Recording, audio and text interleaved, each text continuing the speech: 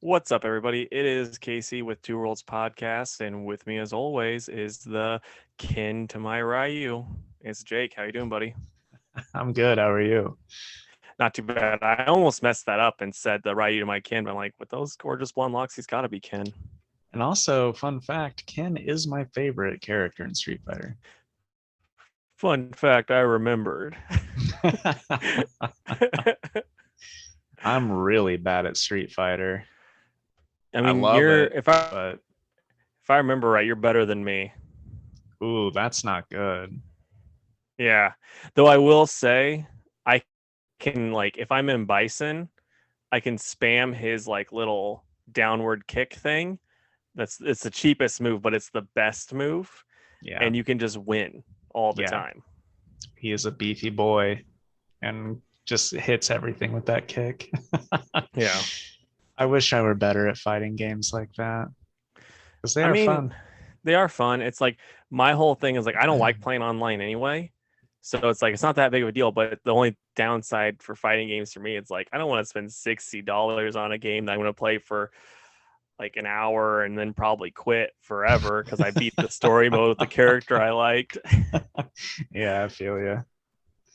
The most fun one I played like in recent memory, which has been a while still, was the first Injustice. I played That that a one good bit. that one's a lot of fun, and it's like you're a Dragon Ball Z fan. The Fighter Z is a lot of fun. Like, Yeah. and since you like Tien, I think I've told you about this, and you hate it, but it's his special move. Chaozu just jumps on the guy's back and blows up, and he's like, Chaozu, no! It does them so dirty. I But it's used to I hilarious. used to love the Budokai games, Budokai 1 and 2 on GameCube and PlayStation 2. I used to play the Yeah, crap out of those. I only had the first Budokai, but it was pretty awesome. I remember we would play it, and like you could change up the different things for different people, and there was like it was kind of a cheat. Like you could get the Saiyan heart disease, and it Hmm. would infect both people, and then you could get the antidote as one of your things too. So then like the other guy's health is just going all the way down, and you're just like, okay, and then you win. Yeah, I forgot about that. That's funny. Anyway, well, how about we stop rambling and talk about the news? Because we actually have news this week, unlike last week. Yeah, and since you mentioned beefy boys, I figured I'll start with what we were just talking about before we opened up the show. Some set photos from the Love and Thunder have dropped, and it's just Chris Hemsworth looking just juicy as all get out. And then there's a little bit of Black Adam, like The Rock actually dropped a picture of him. It's just his back. You kind of see the costume. It looks exactly what you expect since you've seen Shazam's costume. You're not, it's like, oh, okay, that's what the Rock's back looks like. Then one thing I'm gonna add to it, Taika Waititi, this is what he said about Thor 4. Uh, he's like, he says Thor 4 is the craziest thing he's ever done. If you wrote down all of the elements of this film, it shouldn't make sense, he said. It's almost like it shouldn't be made. If you and Jake thinks that already. If you walked into a room and said, I want this and this and this, who's in it? These people. What are you going to call it? Love and Thunder. I mean, you'd never work again. Maybe I won't after this. So I mean, for me personally, that's got me more excited because like I wanted just a crazy fun movie. I have a feeling not for you though.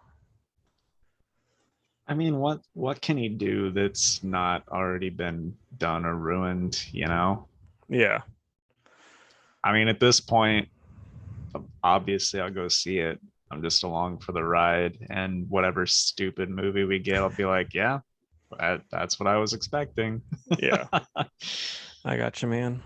I will say this though, those set photos, man, if anything, people get some good eye candy with Thor, that's for sure. Yeah.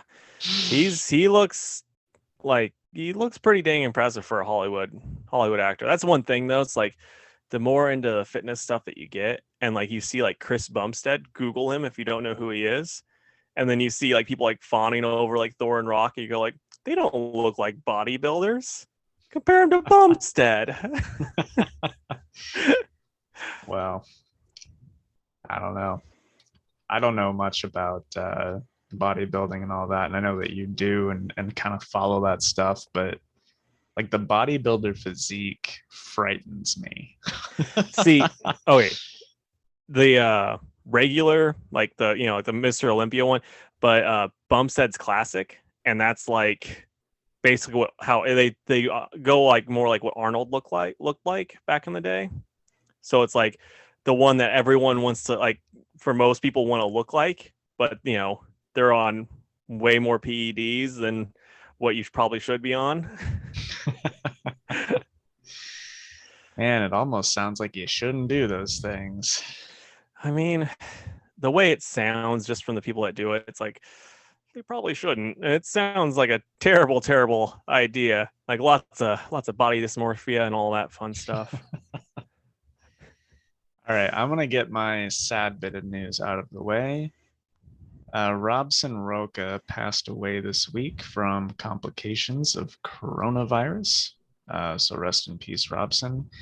I was just telling Casey that I thought he was like easily a top 5 artist that was working currently. I think his most recent work was on Aquaman with Kelly Sue DeConnick, but I followed it on Instagram, and you guys should just go check out his page. I mean, that guy was truly on another level as far as comic art is concerned. So a shame. Yeah, no, I mean, it's one of those things where it's like I always knew the name, but I just couldn't place him off the top of my head because I'm really bad with names, clearly. But as soon as I saw the art, I'm like, dang, this guy's really talented. And then like you see the outpouring on Twitter, no one has a bad thing to say about him. So it's a real bummer. Yeah. So this is exciting news, and like I'm actually like kind of pumped, kind of like nervously. I'll say nervously pumped about this. They're going to do a like long Halloween special. They're bringing back Tim Sale and Jeff Loeb. It's gonna be $8, but it's gonna be 48 pages, and it's on sale October 12th. The part that's kind of got me like on the fence about it though is it's going to continue their story. It's like, how? I mean, is it going to be like how they did the like those like extra stories, that they made that was like in that same kind of like universe where it was like, oh, these little just one-off stories that they did, you could get the collections of. It wasn't really connected to the Long Halloween and Dark Victory, or will this be a sequel to Dark Victory? Yeah, I don't know. I didn't know that it was going to be like a continuation, as you said. Either way, it's going to look great, whether the story's there or not. Yeah. I mean, I'll say this, like, I'm trying to think of like every single one of their stories that they've done together, only 2 of them were like, one was so and only one was bad as far as the story. The only downside is like the one that was bad was the most recent. So it's like maybe Jeff Loeb's lost the it. Captain America one. Yeah, that one I did not like at all. The art was fantastic, but the story was just not good. I was talking to somebody recently about that at the shop. I don't remember who it was, but it was a pretty across the board, like nobody really likes Captain America White. Yeah. Like I think part of the problem is like that whole series, the whole premise behind it, for those that don't know, it's like X superhero and then a color. And it's all about the loves of their life. So it's like Hulk had Betty, Daredevil had I'm blanking on her name now, Karen, and then Spider-Man had Gwen. And then they're like, and Captain America's got Bucky. So it's a little weird. And it's like a father-son thing, It's just like, I don't know about that, guys. That's funny. I'm sure like his own son, who tragically passed away, probably had a lot to do with that. But it's like, man, you shouldn't have like veered off so far with the concept. And it's like, if you wanted to tell this story, you could have done it in a different, thing, basically, not just the White series type thing. Yeah. But did you like Daredevil and Spider-Man and those? Yeah, I think Daredevil is my favorite, and then it'd be Spider-Man, and like Hulk was just kind of so for me. Yeah, fair enough. All right. So, Cliff Chang is going to be doing a Black Label mini series with Catwoman. It's called Lonely City. And Cliff's going to write, draw, color, and letter all 4 issues. Wow. Yeah. And I mean, you guys know that's a lot of work. So I'm sure he's probably been working on this for a while, but um, I know Casey does too. We adore Cliff's artwork.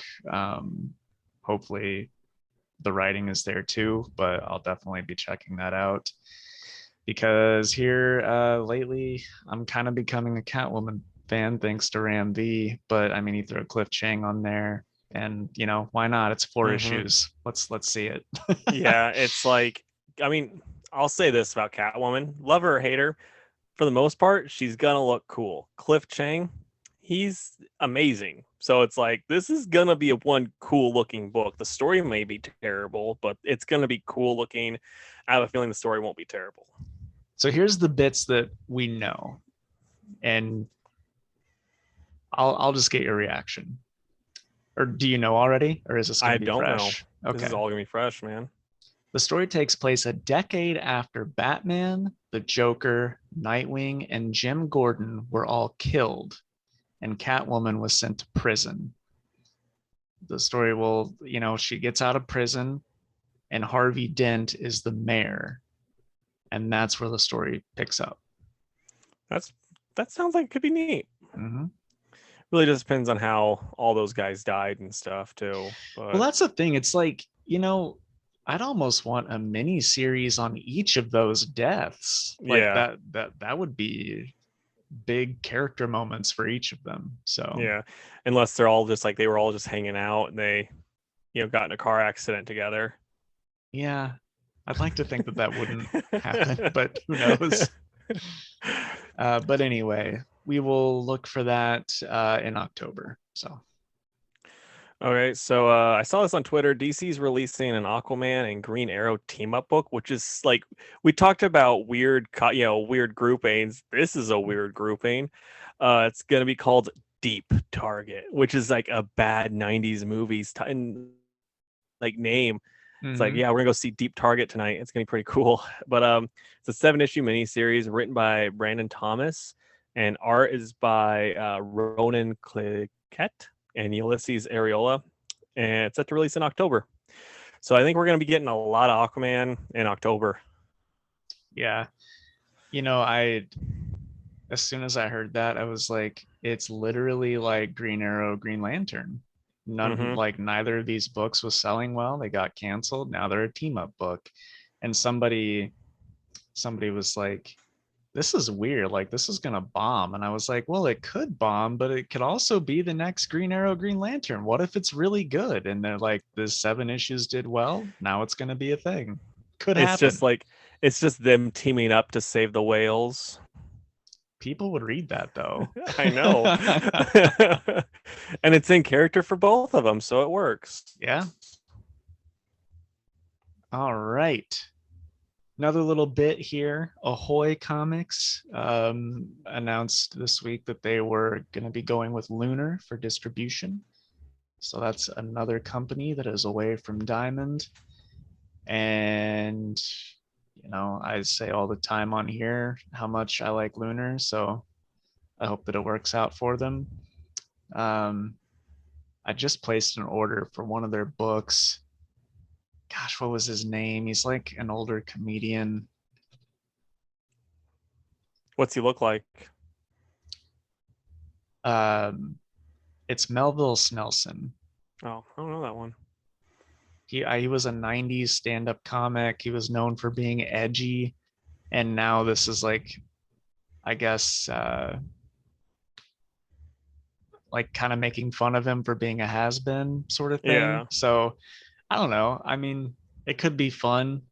I got a few for the shelf just to see if anybody was interested, but anyway, I just think it's a good thing. Anybody that goes with Lunar has made a good decision, in my opinion. Yeah, for sure, man. All right. So Megan the Stallion is reportedly going to be in the She-Hulk show, going to be playing herself. So, I mean, that's probably the best role for her to play. Boy, my excitement for She-Hulk has gone through the roof after that announcement. I bet, man. I know you're a big Megan Thee Stallion fan. Yeah. All right. Robert Kirkman has a new comic coming out that will launch in August. It's called Code, but like C period O period D period E period. And that series is first going to appear in the Skybound X comic with issue number 5. Kirkman will be teaming up with Jason Howard for that. And it'll probably become a TV show. So everybody pre-order Skybound X number 5 from your local comic shop and sell it in like 10 years for a lot of money. So that reminds me, I saw a thing on Twitter. I want to get your opinion on as a comic book shop owner. So this person took a picture of a sign that was at a comic book shop, and it said like, we reserve the right to look up the current price of whatever book, like back issue book you're buying, because of what you always talk about, the people that look up. Yeah, they're like, and it's like, I don't think that's right. That's, what do you think, man? No, that is not right. Yeah. I mean, I can't count on both my hands how many times someone has bought something and I'm like, well, that one got past me. Here you go, 405. You know what I mean? Yeah. So it sucks, but that's part of it, right? You get, if you want to stay on top of that, it's almost like its own job. And a lot of shops just don't have the constant personnel to be like, okay, you work the place and tend out all these people, and I'm going to look up all of our back issues and see which ones need to be raised in price. It's just not realistic. Yeah. So I think that is a gigantic dick move to do to people, and I've never done it once. Here's the biggest one, and I've never told this publicly because it was embarrassing for the longest time, but it's it happened, so here we go. I sold Hellboy's first appearance for 25 cents. Because I was just it was for like a free comic book day event. We were setting out boxes of garbage for a quarter a piece. Oh, okay. And all of John Byrne's Next Men was in one of that set. And wow. That one issue, I think it's like issue 13 or something, 11, it was in there. And a guy bought it. And after he bought it, he was kind of a dick about it. He was like, oh, you know what this is? Blah, blah, blah. And I'm like, okay, you make me want to make a sign like that. But yeah, I was just like, oh, you got me. And in my head, lots of words that would be bleeped out on this podcast. But, yeah, it's whatever. dude, that's wild. Yeah, I didn't know that at all. I feel kind of betrayed that you didn't tell me sooner. Yeah, well, that's how much it hurt, dude. Yeah. And I mean, it's $100 book, or at least it was at the time. So it's like, am I mean, out thousands of dollars? No, but that last movie came out probably hurt the price. It's probably back down to 25 cents anyway. Yeah, for sure. And then someone in the comments also, and I have a feeling I know your opinion on this, but one guy was like, I'll go to the comic book shops and I'll just like get a stack of back issues and then like I'll hackle the price. And then people were like, how dare you try to take away from a small business? It's just like, I think that's perfectly fine, don't you? Yeah, and if the shop's not okay with it, they'll just say no. Yeah. Yeah. So I mean, in my shop, dude, I do that all the time. Yeah. Sometimes people don't even ask me. I'll just say, I appreciate you like buying all these here, so I'm gonna cut you a little break on it. And they're like, oh, thank you. And then they come back. Like, that's how that works.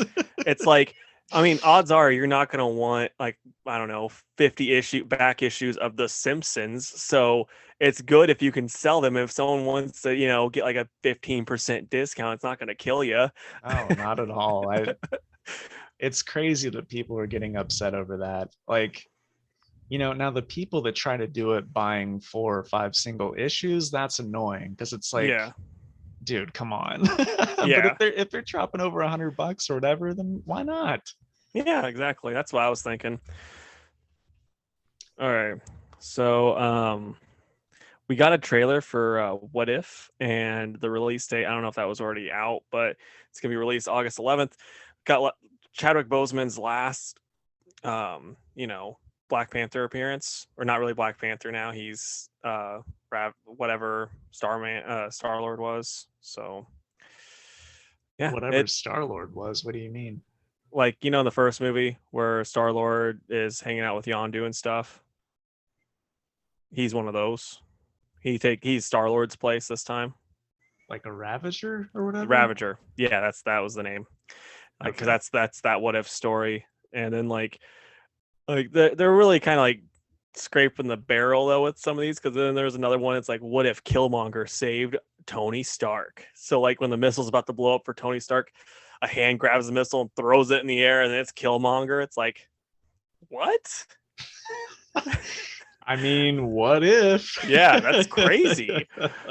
But I'm not a big fan of the artwork in it. It's got the cell shaded stuff that I hate, so it would be hard for me to watch it. Did you watch the trailer at all? No, I didn't. I saw like stills from it and gifs, but like the cell shaded stuff doesn't bother me too much because I've watched enough shows with it at this point. But it's not my favorite, and I was for some reason I thought they were gonna go like anime route with that. Wasn't that a thing at one point, or am I just I way have off no on that? idea. I Okay, have no idea, man. well, either way, I'll still check it out. All right. So I know we've talked about this on and off several times on this show, but I really think we're getting close to a Batgirl series because I saw like an online interview, maybe it was like Bleeding Cool or somewhere, but they were talking with James Tynan, and he was going on about how they have something like a new something big planned for Barbara Gordon and those that are very close to Barbara Gordon in the comics right now. And who is that? That's Stephanie and that's Cassandra. I was gonna say James and Punchline.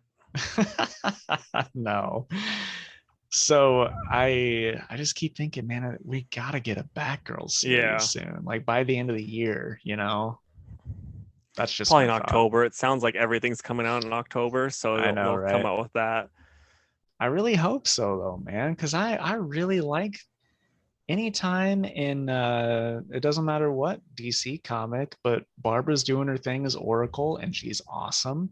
And then she's like, hey Steph, or hey Cassandra, I need you to go do this. And they go do it well and it's cool. And the Yeah, costumes are cool. yeah, Like, I want this Batgirl's book. yeah. No, I think it'd be pretty sweet. It just really depends on who they put on it.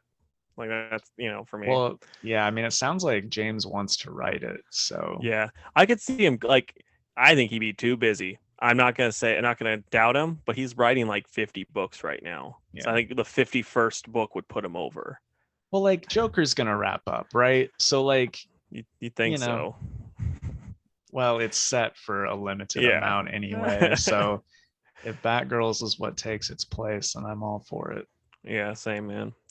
Okay, speaking of books coming out, in the fall, uh, they're making a Human Target Black Label book, and it's going to be written by our favorite Thomas King, and art's going to be by Greg Smallwood. The art looks pretty sweet. The cover looked nice. Greg Human Target, Smallwood's awesome. yeah. Human Target, not a character I care about at all. Uh, Tom King, not someone I care about at all. But it's gonna star the second Human Target, Christopher Chance. They're saying probably October. And here's the part that Jake's gonna love. It's going to have connections to the Justice League International. That's why the cover has that team on there. So, they're gonna all be depressed and probably die. It's gonna be great. Dude, I'm not gonna lie, that like makes me angry, like Yeah, actually angry that he yeah, would even touch that book. He has no business being near that book. yeah. No, I agree, man. like Greg Smallwood is amazing. Um, and honestly, like I saw this in the notes and I was like, oh, a new Human Target from Black Label. I'll check that out. And then I saw Tom King. I was like, okay, never mind. Yeah, it's not something that I'm interested in at all, but what can you do? Be angry about it, which is what I'm gonna do. Yeah, write in our blogs. Gosh, that just that bums me out. Put a damper on my evening. Yeah, sorry, man. It's okay. Um, okay. A couple other new DC books that were announced. Of course, my phone closed out of the list. Here we go. So these are all like working titles, not official yet, but just ones that DC claim will be coming out this year. A Harley Quinn animated series sequel title, which could be like a between seasons thing, which DC's done in the past. So I could see that being a thing. A new book titled Elseworld. So I don't know if that's going to be about that new planet that they created at the end of Death Metal, or if it's going to be what I think it should be, which is just a series that's about different Elseworld periods for like story arcs. You know, do a story arc about Red Yeah. Sun and blah blah blah. I think that'd be cool. DC Vampires, which I'm all about, but that again, that's just that one was specifically described as a working title. That could be a new eye vampire, like they did in New 52. It could be Stuff on the vampire world. That's like where my brain first went. Remember in like Death Metal, there was that vampire world, the one that Morrison yeah, made. yeah. Yeah, Well, like I'd be okay with 100% that seeing it. too. I'm like, I don't know. I get tired of vampires pretty quick though. I don't. I love I it. know. I was also thinking gosh, what was it called? The Batman story where that was an Elseworld title where Batman was a vampire and Kelly Oh, Jones did what? the art and it was cool. I never read that one. Let's see. Nubia and the Amazons. That would I'm have to not. be a mini series because I just don't see that holding an ongoing title. I'm like surprised though. Nubia is not like in the back of the Wonder Woman books. Like since they're doing these mini series, not mini series, but these like extra stories in the back of books. It's like they're trying to like they're wanting to push Nubia to the forefront, and then they're like, but we're not going to do anything with her now. That's future state. It's like just put her in the back of the books. Right. I mean, she could show up in the back. I'm Yeah. surprised she's not in the back of like Wonder Girl, since that's the Wonder Woman book that doesn't have a backup title. Yeah. And then lastly, and the one I'm most curious about for obvious reasons, it's titled DC Middle Ages. No idea what that could be. Maybe a Shining Knight ongoing. I hope it's just like all of the characters, but they're just like, middle aged.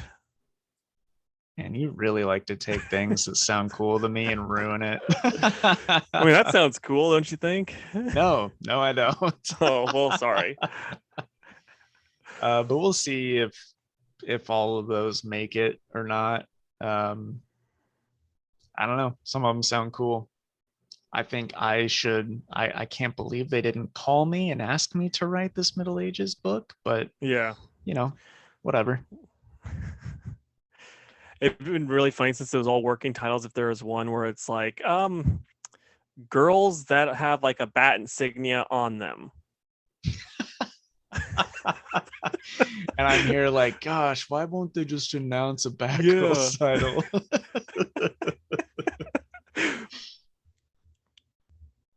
Can you imagine that across the comic cover? Girls with a bat insignia on them. With a really cool font, though. If that were on a t-shirt, I'd wear it. I know I'm getting you for your birthday next year, man. All right, dude. I don't have any more news. You got any more? Yes, All right. my last bit, the stuff that was announced at WitcherCon on Friday. And we got some cool announcements. So, Witcher Season 2 will officially be out on December 17th of this year. And then the anime film called Witcher Nightmare of the Wolf will be out on Netflix on August 23rd. We got like a bit of a teaser look at that, and it looks pretty cool. I mean, it's mixing like two of my favorite things right there, so that should be neat. And I was correct as far as the gaming stuff goes. For the most part, they said that Witcher 3 will be getting a next gen update. It's going to be free if you already own the game, which is really cool of them. And they're also adding in new free DLC inspired by the Netflix show. And I thought that was pretty awesome because Is it just shirtless Henry Cavill? Because I think that's what everybody wants. hey, maybe. I would be surprised if they don't add in like the Netflix style armor or like a shader that makes Geralt look more like Henry Cavill. Yeah. Um, and then finally, we are getting a new Witcher graphic novel. We have to wait until April of next year, which sucks, but it's adapting my favorite short story from the novels. And I think that is very, very exciting. And that story is called Grain of Truth. And then the script will be done by, oh gosh, I'm going to butcher some names, Jacek Rembis and Travis Currit. And I know that Travis worked on the Witcher games and one of the previous Witcher comic miniseries. And then the art will be done by Jonas Scharf, who worked on Bone Parish and War for the Planet of the Apes. And they showed us the cover, which is done by Kai Carpenter. It's a really cool cover. So while I know the story very well, I'm still going to pick this up because it's going to be cool to see it done in, the comic medium. And so, yeah, that's set to arrive in comic shops on April 27th, 2022. And I highly suggest if anybody's interested in The Witcher at all, you know, order that from your comic shop because that's going to be cool. Right on, man. That just sounds like that was like some of your favorite stuff right there. It was. I watched the live stream on Twitch all day at work. I was very excited Nice. for it. And they did a really cool sit down with Henry Cavill where he talked about just being a nerd for the series, which was super fun. And I kind of told you about it already, but he was talking about how he likes to get on the Witcher subreddit and look at different posts. And now the entire subreddit is just people like, Henry, are you there? Or somebody will say something questionable and somebody will comment, are you Henry Cavill? And it just reminds me of the Spider-Man pointing meme where like Yeah. all the Reddit users are like, Henry? That's pretty great, man. I think it'd be hilarious if it was like just like, oh, Henry was like, I don't have time to be on Reddit, so I have someone look at it and send me the funny memes. I would love to be that person for him. Hit Oh, me up, Henry. I know you're absolutely. listening. Yeah. I mean, just hit me up. I don't know how to use Reddit, but I just want to be your friend. All right. I think that wraps up the news. So, yeah, we'll take our ad break and come back and talk comics. So we'll be right back. All right, man, you got a story? You want me to share a fun little gym story? Go for it, buddy. All right. So at the gym I go to, there's this creepy old guy. And like normally he's one of the people that will just like sit and talk to you and not understand that you're there to work out. And it got to the point now where he stopped doing it to me because I stopped talking to him. Like if I'm working out and I'm like my time is up, I'll just start working out again while he's still trying to talk to me. But he'll be there for hours. Like if I'm working out in the morning, I'll see him. If I'm working out in the evening, I'll see him. Like he'll be there just for like, from like 8 a.m. to about 4 to 5 p.m. And Does I he was like, work there? no. And like the other day I was hitting legs and I saw him on the bike because he was just sitting on the bike the whole time I was there. And he was going in reverse very slowly, which I'm like, that's not doing anything for you. Like, what's the reasoning? And then I finally realized why he's always there. It's because he's an old pervert. Because I was doing a chest and shoulder superset. And so I'd hit chest and I'd go over to the blanking on the name. I suck at names, but I went over to the like cable machine. I was doing side raises, and there was a girl. It was me, him, and a girl. And there was a girl there doing like this CrossFit workout where after X amount of things, she'd then run on the treadmill. And he was on the bike going in reverse very slowly, and she was running behind him. And I saw him while I was doing my side raises go like he had his phone on the thing and he just goes up and has it about like this, like over his shoulder so that he could clearly get a good picture. And he set his phone back down. She could see him do that, right? Well, no, because it's like the bikes are facing this way, the treadmills are facing the opposite way. Oh man. And I'm like, but I couldn't see his phone to make sure that's what he was doing. But I'm like 90% sure that's what he was doing. Yeah. Gosh, that's unfortunate. Yeah. Just like, geez Louise, dude. Like, is anyone there at the gym? Like, do they have like employees? No, it's just a key card that you swipe in. Gosh, it just makes me like glad that you were there. Yeah, I mean, I don't want her to be alone with him. I mean, he's always there, so someone's gonna be alone with him. That's fair.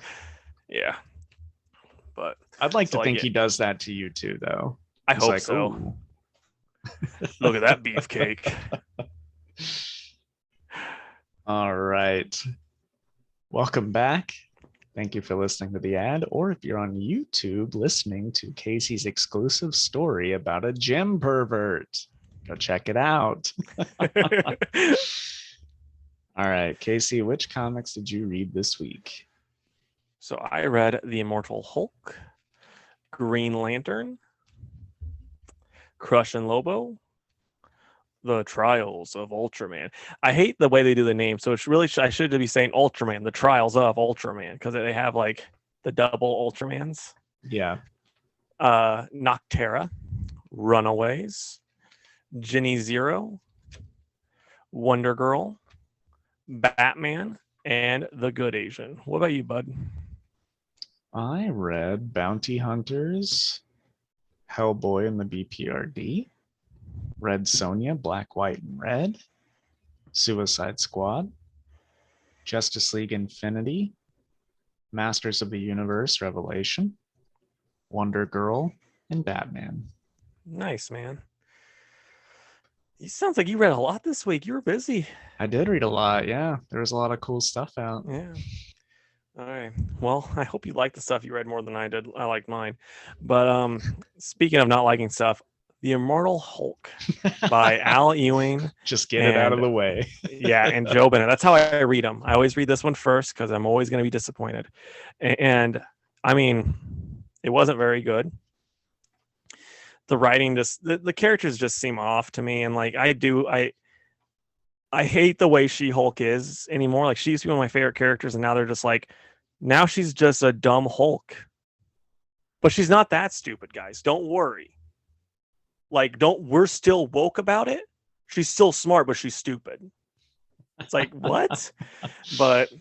And then like Joe Fixit's hooking up with Betty and their like monster forms, and you know, he reveals that he left Bruce to, you know, in hell or below hell, and Betty gets mad, and they have this whole like it just read like a really bad romantic comedy or like a romantic dramedy, and wasn't good. Like, it's just not an enjoyable Doesn't comic sound book. good. Yeah. So yeah, I guess it's just about what you expect from this book. It's just whatever. Like, if you've been liking it so far, you're gonna like this one. I will say One Plus does not end on a cliffhanger. So that was the first time in the series. Maybe not in the series, but first time in a while, because it just ends with them going like, "We're gonna save Bruce" or something, something stupid like that. It wasn't like, "Oh, Hulk just got his spine ripped out. What's gonna happen?" So yeah, I'm gonna give it a 5 out of 10. It's just kind of like, it's not good. Maybe you'll like it if you like the rest of this, but I'm hoping there's only gonna be, because it's like I'm thinking 50 issues. That's what it's got to be, right? Right? It's Has to. confirmed. Okay, good. So I can withstand 2 more issues. Yeah. Though I found out like Gamma Flight, I thought it was a one shot, and it's not. They're doing No. another Yeah, it's a another mini issue. series. Yeah, it sucks. I was hoping just a one shot and be done. I mean, you're not gonna pick it up. It's got Puck in it though. Okay, so you are picking it up. You have Probably. Yeah. Like that was very much the Anakin Padme meme. Like, you're not picking it up, to, right? right? Right? All right, Star Wars Bounty Hunters number 14. We're still in the War of the Bounty Hunters. This was written by Ethan Sachs and art done by Paolo Villanelli. And this one was probably the weakest of all the War of the Bounty Hunter stuff. I don't really care about Valance. He's the guy with like half the cyborg face that's like the main character of the Bounty Hunter series. He's just not as cool as the other bounty hunters. Yeah, I remember when that series came out, we were talking about it, and it's like, didn't the first issue have like Bosk and like a bunch of the other like really cool, well-known bounty hunters, and then we get this guy? Yeah, exactly. And like those guys are in the series, like sprinkled in, but Yeah. yeah, this one's just about Valance and I think his name's like Dengar, which are just like the lamest ones. But anyway, people are after him, and Dengar knows this lady who gives him shelter. And then an assassin comes and tries to kill Valance, and we find out that the assassin's working for Lady Kira. And I guess that's how it ties into the War of the Bounty Hunters. I don't know. This one was like easily skippable, in my opinion. Where like the rest of them, even if it was filler, was like, oh, this was fun. This I just didn't really care about. Yeah. And like the art's fine, but it's not like so good that it saved it for me. So I'm gonna give it. I'll give it like a 4. Just wasn't feeling it. I gotcha, man. Okay, so next for me is going to be the Green Lantern, and this is by. Let me get all the names together really quick. If I can find it, it's like, why not just put it on the first page? Why don't I just have it written out beforehand? Yeah, Because my handwriting. It's the comic who is wrong. Yeah, it's. I mean, in all fairness, my handwriting's terrible. I would have a lot of trouble with it, but it was on the first page. I just missed it. But it's by Jeffrey Thorne with Tom Rainey and Marco Santucci on the art. And I don't like the art in this. I've said that before. It's like everything I disliked about the sci-fi books and DC comics in like, the early 2000s. Not liking this, but this issue was better written than the other ones. It's like John Stewart is fighting all these slavers and whatnot, and he's kind of trying to figure out what to do. And the other story's got Joe in it, and Joe's such a cool character. She was cool in Far Sector, and I was like, sometimes when there's a character like made specifically by a writer, writer or creator, and they put them, and then they get put by a different writer in another book, you're like, I don't think this is gonna work. It works because this character's cool. Like, she's just a cool character, but she's having to deal with Teen Lantern, who is the opposite, who is just a terrible character. And it's so stupid because they even bring this up. They're like, my ring should be able to, anything you're saying in Spanish, it should be able to translate. It can't for some reason. And it's still doing the super fun mix of the two languages, yeah, I'm sure. Yeah. And Joe's like, I don't get what you're saying. And she's like, saying Spanish stuff. I don't know Spanish to say any of it. And so, yeah, she gets really mad and leaves Teen Lantern. And then so Joe's going to have to go after her.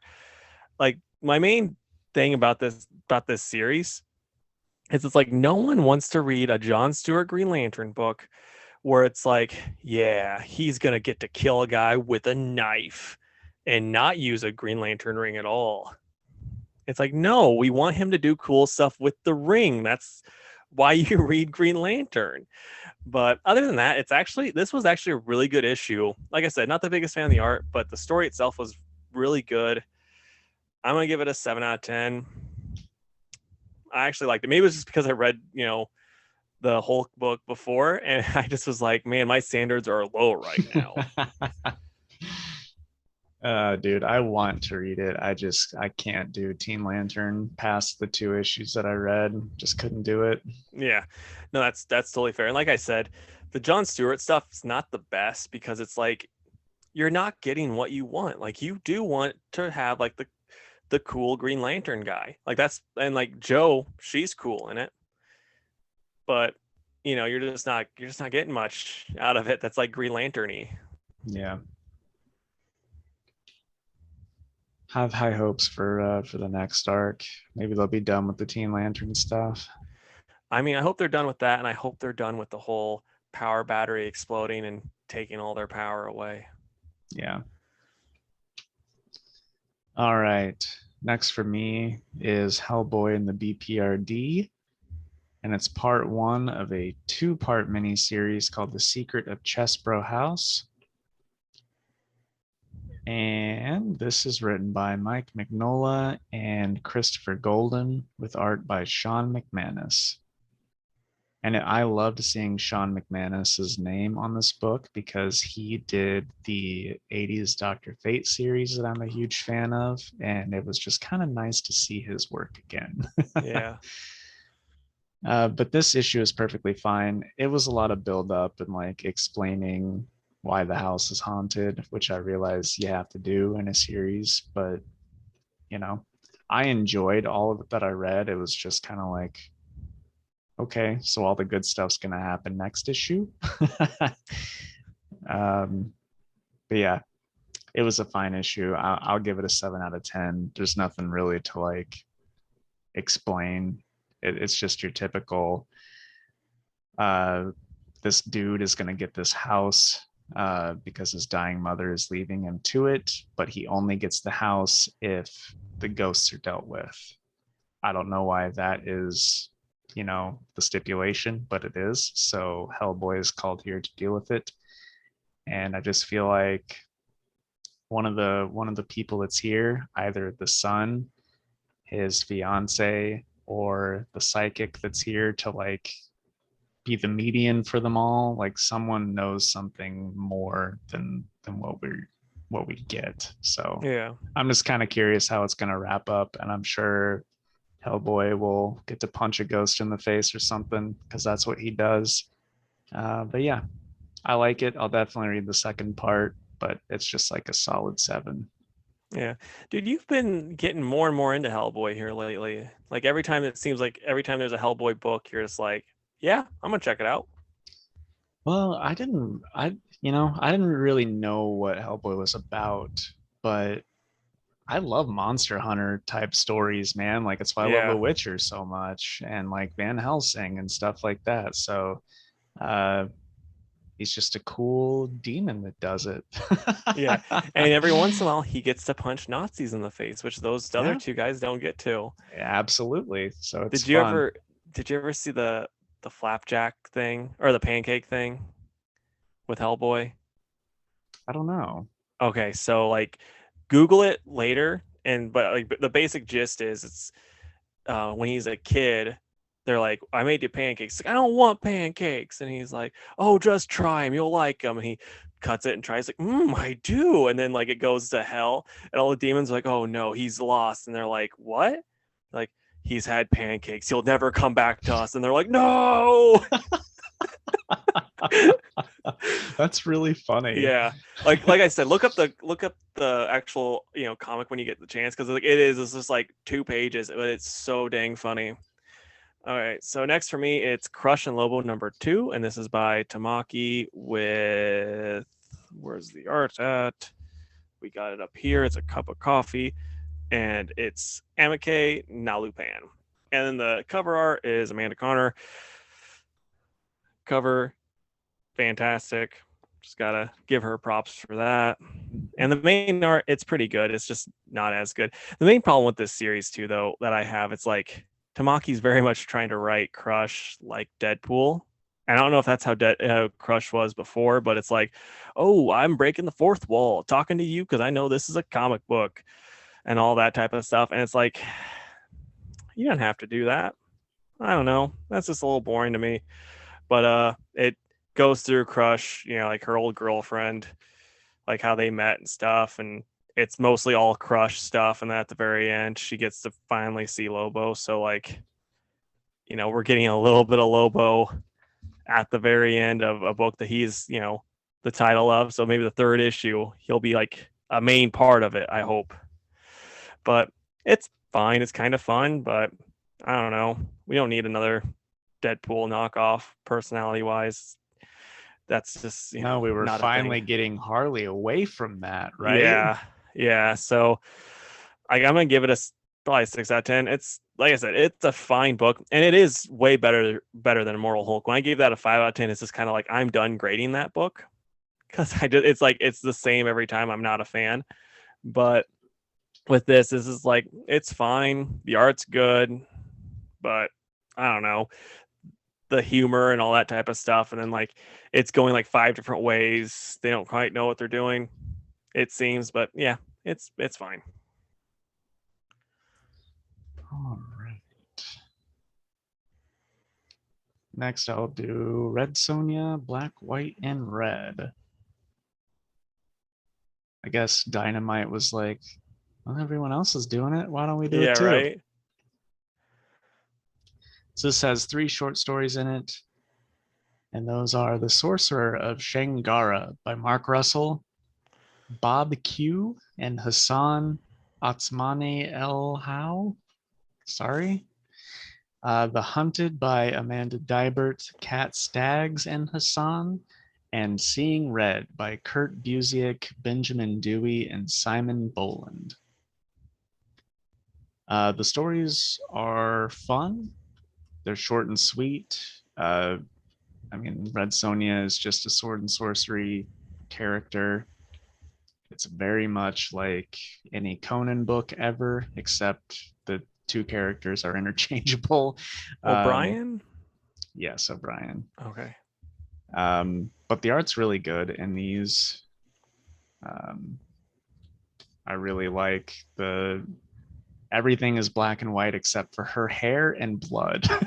And I think that is pretty cool. But some of the art is just like stellar. That is pretty amazing. Yeah. And all of them are fun. There's like a bit of magic or, like haunted amulet or something like that. And she has to kill a bunch of creatures or, an evil wizard or something like that. And that's just the kind of stuff that I like. So, there's nothing really to like write home about. I like the final story the most, which is always nice when you like the last one the best. Yeah, this is just like an 8 out of 10 for me. Yeah, I like it. I'll probably pick up the next one.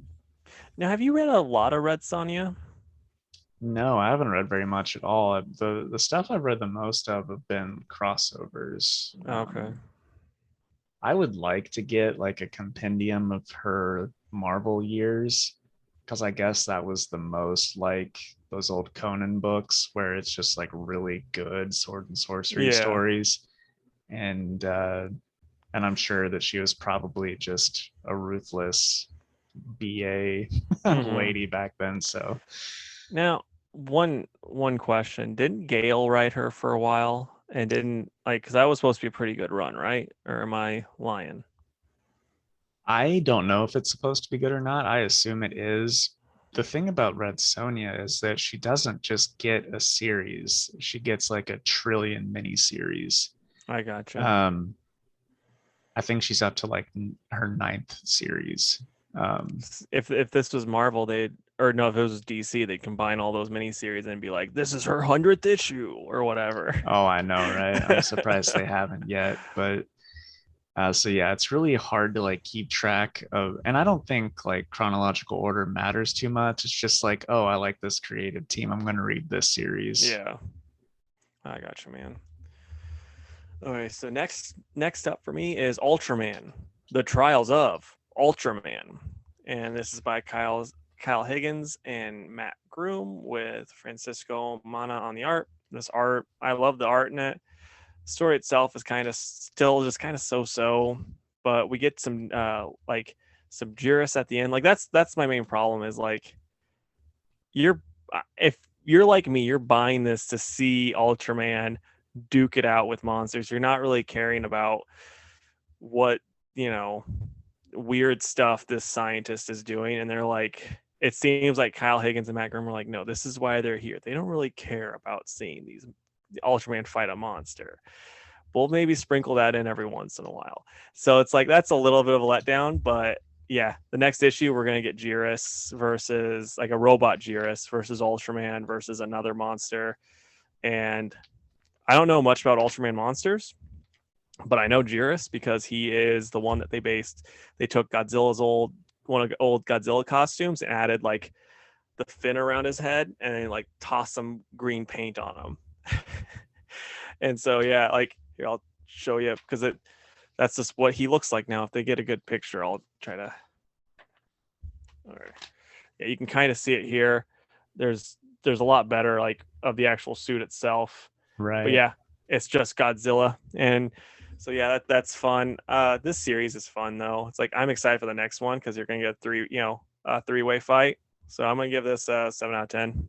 Really glad you added fight at the end of that. Yeah, I know. I didn't want to leave it at three-way. All right. Suicide Squad number 5. This is written by Robbie Thompson, and art was done by Dexter Soy, Eduardo Pansica, Julio Ferreira, and Joe Prado. And this whole story was about Bloodsport, who I don't know anything about prior to this. But what I gathered about Bloodsport from this issue is that he is very, very overpowered. And I don't know if they're doing that for the upcoming movie.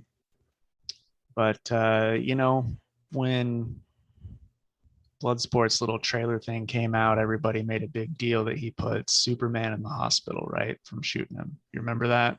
Yeah, that was stupid. Yeah. And they kind of like did that in this book. So Bloodsport's whole thing is that he's going around the multiverse to different Earths to find new Suicide Squad members for Waller, which I think is a fine idea, but I'm like, shouldn't they get like a heavy hitter to do that kind of job? Because apparently Bloodsport's only power is that he can teleport weapons to himself. And Waller just supplies him like an endless supply of guns for him to teleport to himself. Which that in itself, I think, is a fine idea. But this guy's going up against like supers from other dimensions, and it's like I just don't feel like he should be going toe to toe with some of these. Yeah. But anyway, in this particular issue, he winds up on Earth 3, which is where the crime syndicate is, and he sees Black Siren, which is their Black Canary, and Waller wants Bloodsport to bring her in. And while he's tracking her down, Ultraman finds him. He's like, I'm scanning you and you're not from this universe. So like, what's your deal? And Bloodsport's like, I'm going to fight this guy. And he's calling in all these guns and none of them are working. So he asks Waller for the big gun and she gives it to him. And it's a gun that shoots kryptonite bullets. And I didn't know this about this Ultraman, but kryptonite gives him powers, doesn't like weaken him. Yeah. So he's just like, oh no, kryptonite. And then he like sniffs it all in and he's like, it actually powers me up, which I thought was kind of funny because he was Yeah. being a smart aleck about it. But he picks up Bloodsport and he actually like uses his heat vision in a different way to like fry the bomb that's in his head, which I was like, how does that not do more damage to him? So like I've seen that happen before in the comics. It's because with at least with like a regular Kryptonians, they can, shrink their heat vision down to like the point where it's just going through their friggin' pores. Like the science doesn't make any sense, but it goes to the pores and then it can, go do surgical stuff from there type of nonsense. I see. Well, Doesn't make sense, but that was what they said whenever Superman did something similar. okay. Well, anyway, that happens, and then Ultraman's like he laser beams the bomb and then headbutts him really hard and shatters his helmet and knocks him out. He's like, when you wake up, you're gonna tell me where I can find this Waller friend of yours and how she can get me more of this sweet, sweet kryptonite. And I'm like, this is actually setting up for like a pretty neat story, um, especially if you like Crime Syndicate. It just bugged me like how powerful he was until he really fought Ultraman, because he wasn't ever a threat to Ultraman at all. Yeah. But anyway, like apart from some obvious goofy stuff, it was pretty neat, and there was some more background stuff with like Peacemaker and Bloodsport's origin, which is kind of depressing. But I guess his brother was like a soldier for the U.S. military and died in a war. So now, whenever Bloodsport goes to these different universes, he makes it a point to track down his brother just so he can like see him again. And I was like, Yeah. dang, that's like heavy stuff. Yeah. But it adds to the character, which makes it more compelling. So, yeah, overall, I really did like this. I'm gonna give it an 8, despite like it's to an 8 because of the goofiness. Otherwise, it would be higher because I thought it was pretty good. Yeah. Nice, man. Okay, so Nocterra number 5, and this one picks up where the last one left off. They get to where they were wanting to go. Her brother is, full crazy mode, been out in the dark too long. But this place has like a natural light, so it's kind of crazy that way. And her brother's doing better and all that. And yeah, they have a little bit of a confrontation about stuff, and it was really good. It kind of read really quick, which is a good and bad thing, like you want more of it, but it's also like this is a normal length book. It didn't feel like it. So I really did like it. And by the way, it's by Snyder and Tony Daniel. Tony Daniel's art in it every once in a while was kind of doing the thing where like when his art is clearly rushed, it kind of proportions aren't the best. But other than that, it was really good. I'm gonna give this one an 8 out of 10. Right on. I'm glad that you're continuing to like that book. I'd recommend you check it out if you ever get the chance, which I don't think you ever will. Probably not. Maybe in trade. Yeah. All right. Next for me is Justice League Infinity number 1. And I just want to point out the awesome cover by Francis Manapul. That It's is nice, really, man. really good. But this is essentially a continuation of Justice League Unlimited, which you can tell as soon as you open the book. It's pretty awesome. Mm-hmm. So let's see. Let me find the credits. Maybe I'll find the credits. You should write it down. Why do that when I could just have some awkward silence on an audio show? Anyway, JMD Mateus wrote it along with somebody whose last name is Tucker. And then somebody with the last name Beavers did the art, because I truly cannot find the credits to this thing. But anyway, Wally, the best Flash, gets called to the Justice League headquarters, and which is the Metro Tower, and the rest of the league throws a surprise party for him, which is a lot of fun to watch. And then a boom tube opens up and Granny Goodness shows up and they're all fighting. And then another boom tube opens up and Calabac comes through and they're fighting him too. And Granny and Calabac start bickering because they're like, since Darkseid left, like, Apocalypse is in total array. But if we can just beat up the Justice League, everybody will respect us and we can be the leaders. But they're not working together. Like, they're saying this Yeah. separately. And anyway, meanwhile, while all that's happening, Amazo is out in space trying to figure out what his purpose in life is, which I always like that aspect of his character in the show. But while he's out there looking for it,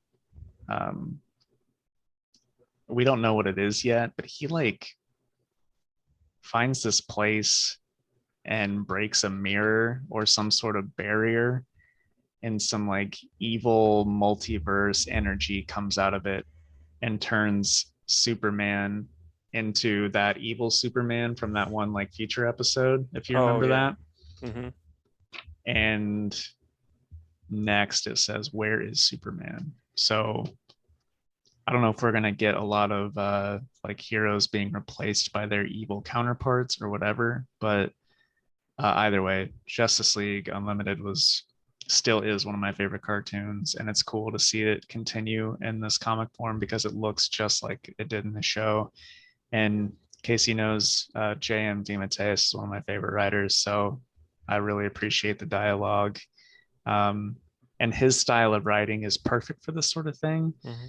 So it was good. I will give it a 9 out of 10. If you like Justice League Unlimited, you will love this book.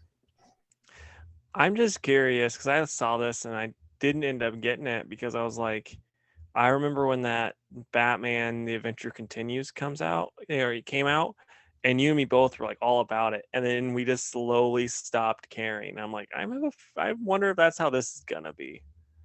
I don't know. It might be. I mean, Yeah, I might stop picking it up, but this first one at least was good. I gotcha, man. All right, so next for me is Runaways, and this is by Rainbow Rowell and Andres Genolet. And so this is a somewhat silent issue. And I actually really like it when comics do silent issues. The main problem I have with this silent issue though is normally when they do it, it's like let G.I. Joe did it. And it was a Snake Eyes one, and Snake Eyes doesn't talk, so it made sense. Or like Deadpool did it one time, and he had like I think earwax in his ears, so he couldn't hear anything. And then like one time The Young Requiem Justice did it. one. Huh? The Batman and Robin when Damian died, that Requiem issue. Oh yeah. And then in Young Justice, Bart was fighting a bunch of mimes, if I remember right. So like there was no talking because of that. And like so there's always a reason, basically. And this one there isn't. And it's like there's times where like they should say something and they don't. And so like it's kind of lame that way.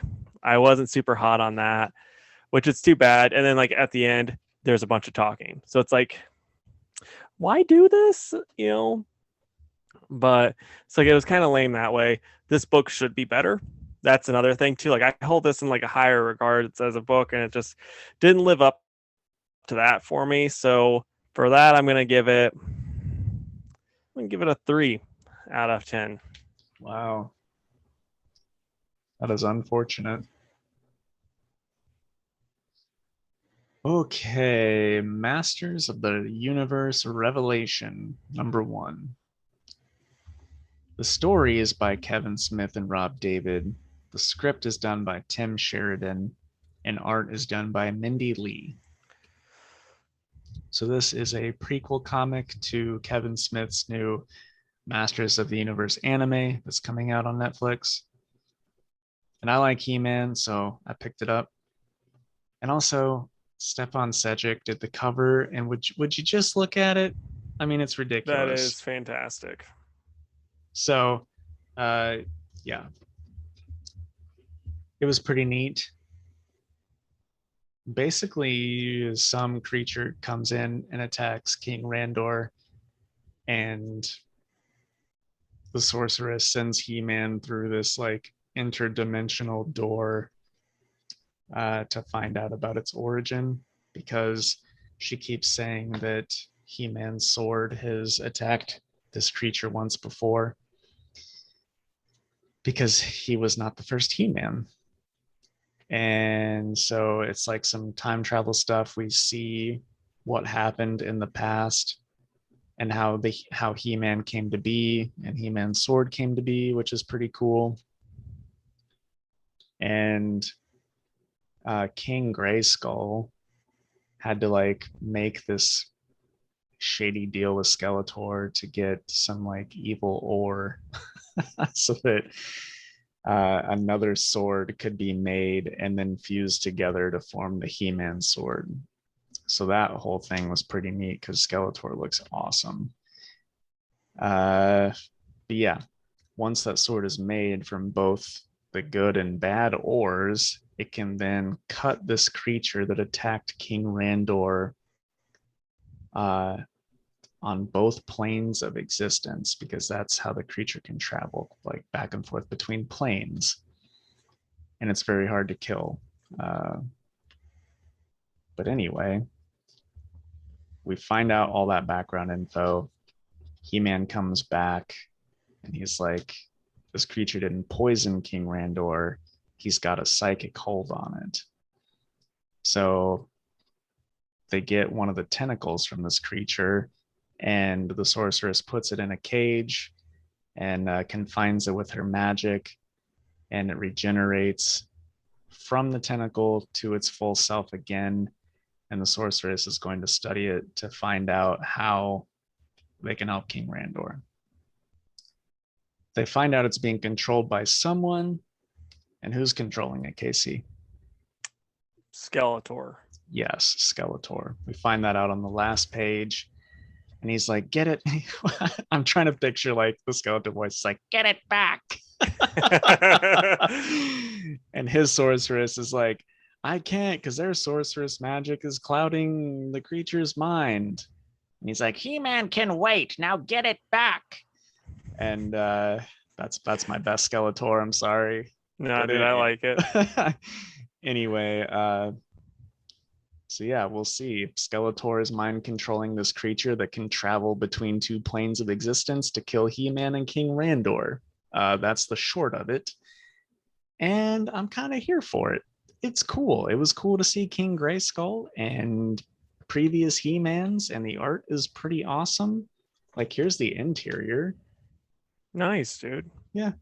Like, it was pretty cool. I'm going to give it a 9 out of 10. It was one of those things where I'm like, I don't know what's going on, but I'm loving it. Yeah. So does this have you like extra hyped for the Kevin Smith show now? It does. I was going to watch it anyway because I like He-Man, but this comic is like, okay, now I'm going to know what's going on. Yeah. And it's going to be even better. Nice, dude. Okay, so next for me is Ginny Zero number 3, and this is by Dave Dwonk and Brockton McKinney, and Magnetic King did the art. And so you have Ginny trying to basically, like, she remembered back to this one time when she was like mad about her dad, and she was at his grave and was yelling and stuff. And then this person basically, gave her a card and was like, come see me when you're ready. And so then that's where Ginny's at this time. She's looking while the her bosses are basically like hunting her down now, trying to find out where she's at. And it's really good. Like, it had parts in it that actually made me laugh out loud. It was pretty, like, some of the fight scenes and some of the art stuff was really cool. This person that's training her is really funny and pretty neat. The only downside is, like, we didn't get enough of the training, but I still really liked it. This is probably the best issue of this series so far. And so I'm going to give it a 9 out of 10. It's still like not quite perfect, but it's really awesome. Glad you're enjoying this like weird little, small press mini series that you checked out on a whim. Like, I mean, 100%. It's just like, they're like, oh, it's kaiju related. I'm like, I'll read it. Why not? Mm-hmm. I'm pretty easy when it comes to that. We all have our vices, man. I know, man. It's like if you get a kaiju with Puck in it, yeah. All right, I just have Wonder Girl and Batman. So Oh, okay. So I got Good Asian now, and this is issue 3, and it's by get the full names if I can. Maybe if I can, but come on. All right, I'm having trouble finding the full names. I'll say the I can't even pronounce their first name. So hold on. I apologize, people. Jake, what's your favorite color while I look for this? my favorite color is purple. Oh yeah, how come? Because of the Rams? No, I just like a deep royal purple. There's just something Yeah, about it. What about you? I got you, man.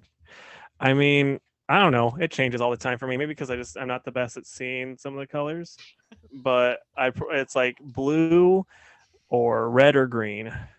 Fantastic. Yeah, I'm just gonna pull it up so I get their full names on my phone, so I can mess up the whole name. You know, My goodness. What is the issue? Good Asian number 3.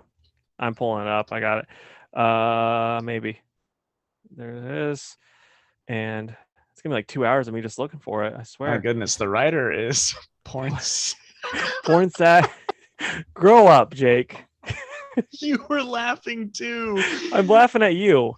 It's Pornsack Pitch at Shot with art by Alexandre Tefenki and Lee Luffridge.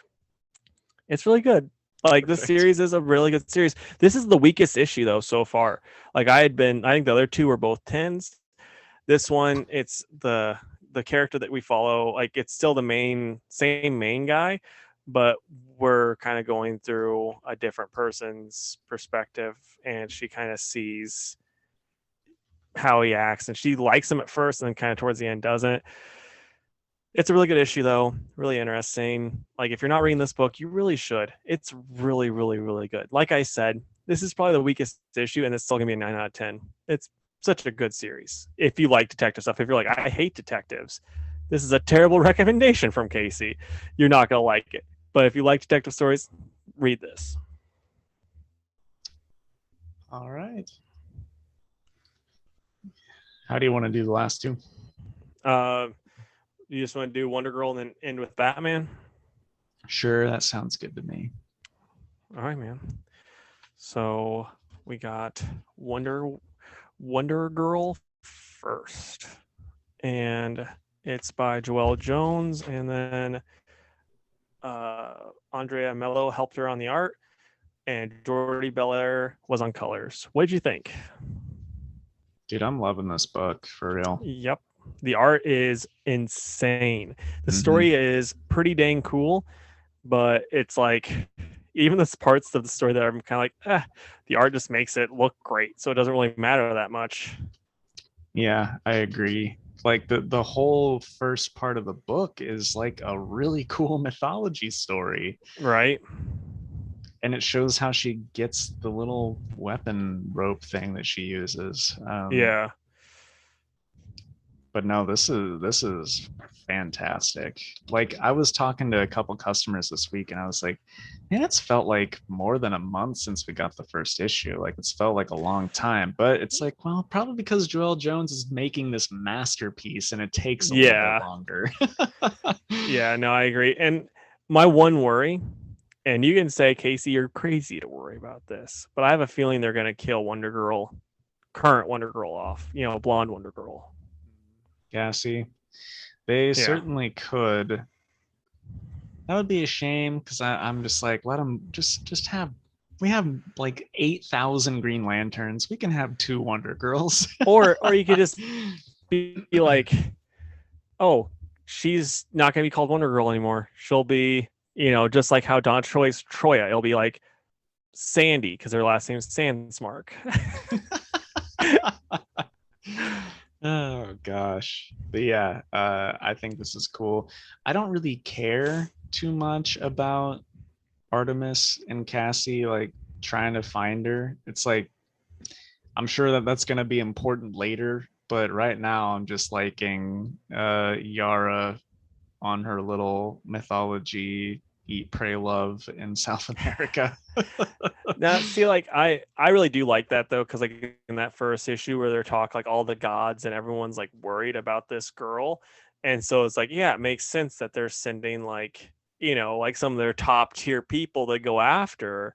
So like I think that's actually pretty dang cool, and it's also kind of neat like the different ways that they're going about it. Like there's the ones that are like, no, we're gonna kill her, and then like Cassie's like, maybe if we just talk to her, and it's like I think that's a really cool way of doing it. It's not just like because normally in comics it would just be no, let's all of us fight her and then we become friends. Like at least Cassie's Yeah. like has the forethought to be like, no, we could just explain what's going on to her.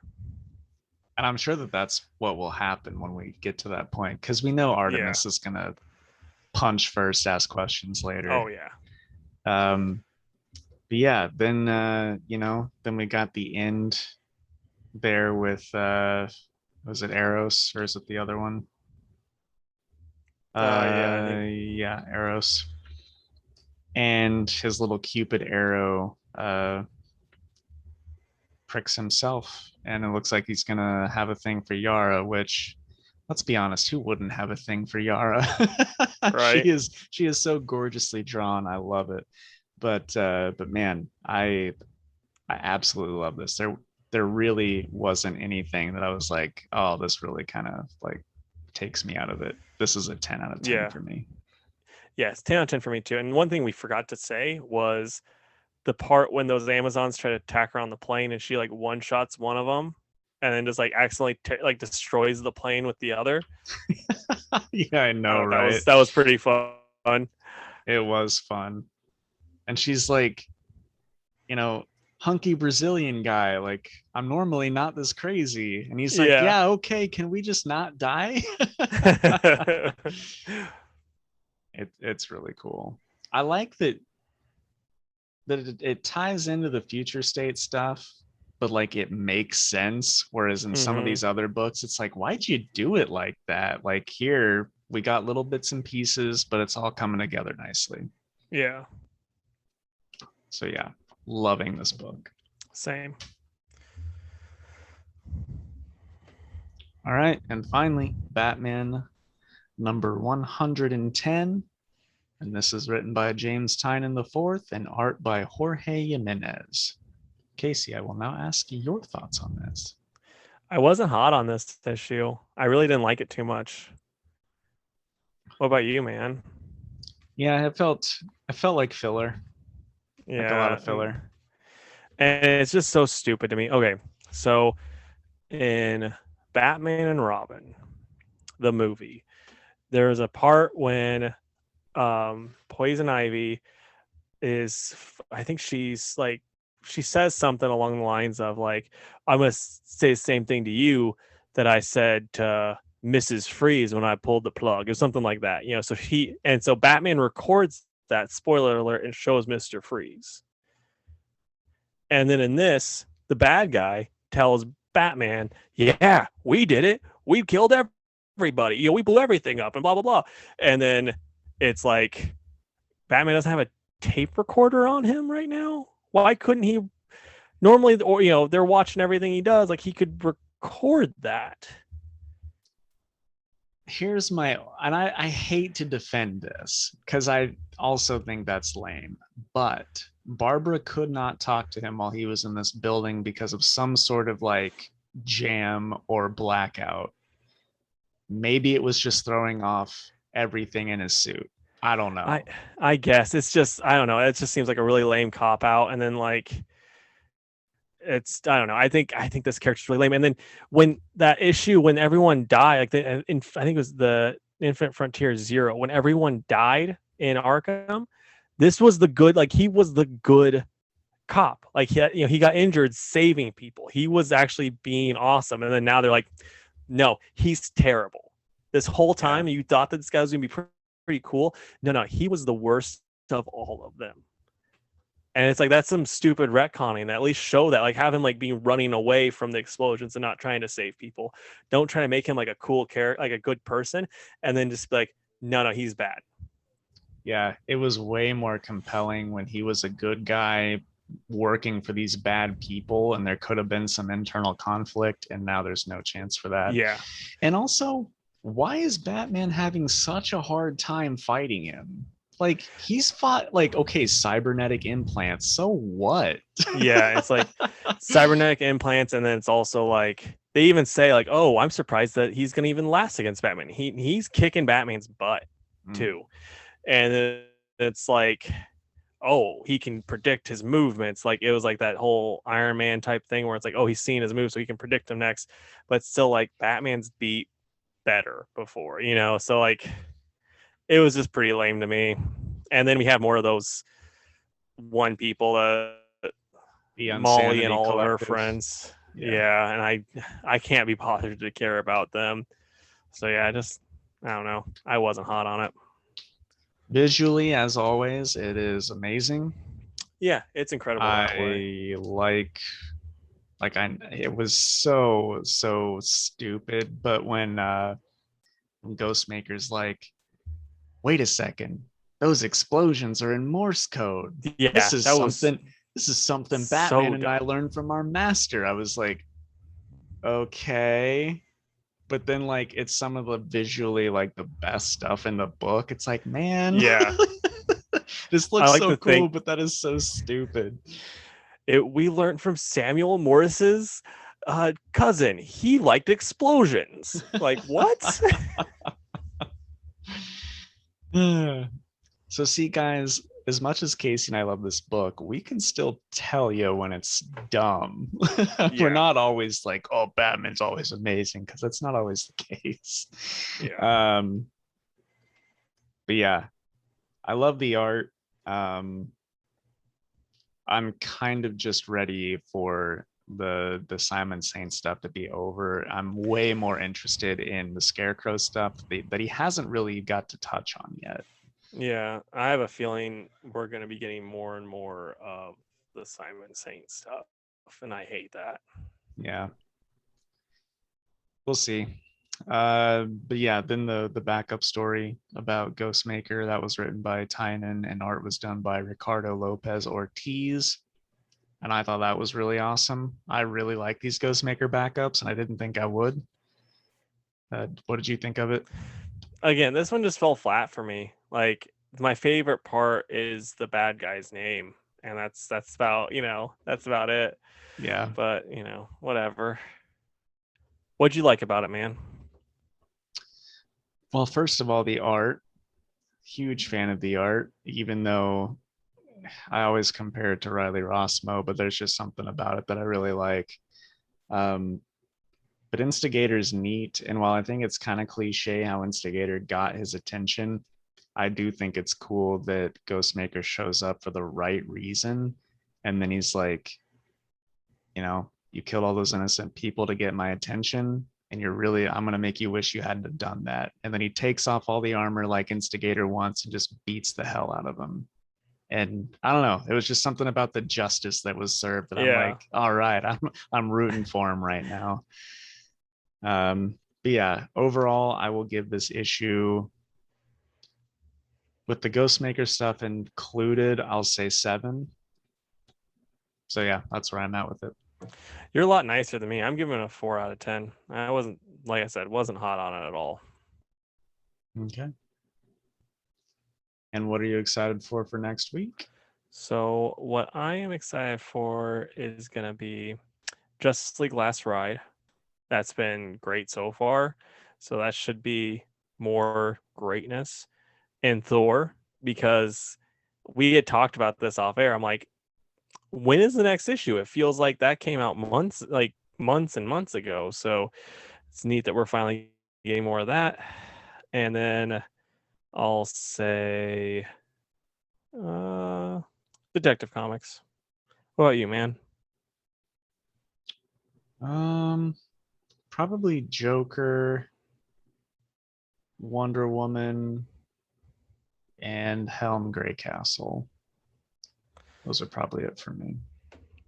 Nice, dude. So now it's time for a Fantastic Four. And with, more Long Halloween coming out and it maybe being a sequel, I was just thinking, give me like 4 other comics that you want to see a sequel to. Have to be old. So I mean, can't just be like, yeah, I want another issue of Thor. Okay. Since we were talking about it a little bit ago, I'm going to say that late 80s, early 90s Dr. Fate series, because I like that it was unique and I want more. Also, I am going to say Thor. I'm going to say Walt Simonson's run. Nice. I figured you would.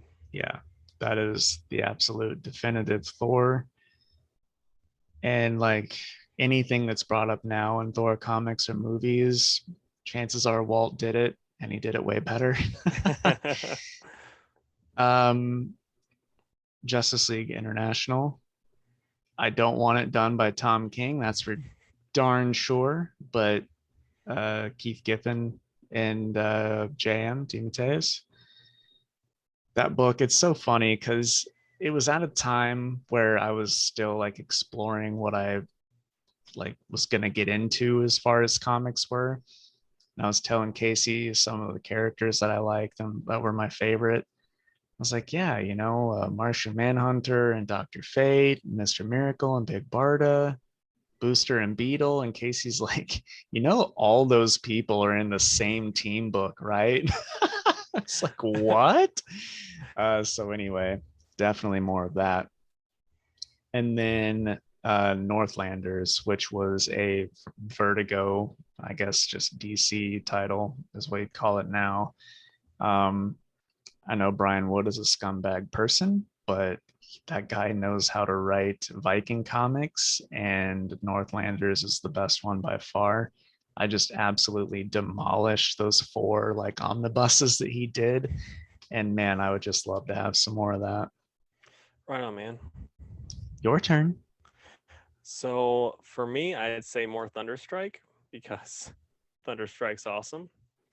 And then I'd say like Incredible Hercules with Pac and Pac and Van Lint doing that again.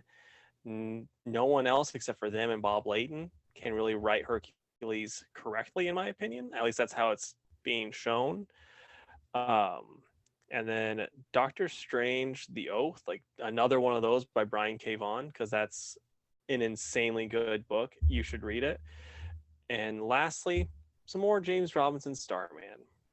Have him just write another one with what the characters. I'm not going to say anything specific because I don't think Jake's finished it yet, but just anything that those characters could be doing right now that are still alive. Right on. I like all your answers. Thanks, man. Yeah, how far? Not to put you on the spot, but how far are you to like? How close are you to finish it? Because when it's finally over, I am gonna have to talk to you about it. No, that's fine. I am ready to begin the final book. Nice, dude. You liking it still? Oh yeah, it's good. Like Good. it's one of those things where like you read 3 volumes at once and everything kind of blends Yeah. together.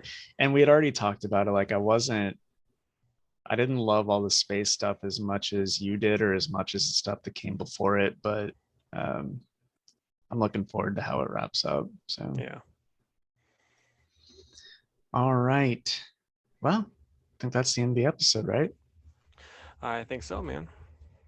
All right. Time for closing plugs. If you would, please go to facebook.com/Two Worlds Podcast and give our page a like. You can also find us on Twitter at 2_worlds_PC and on Instagram at 2worldspod. You can email us at twoworldspodcast@gmail.com.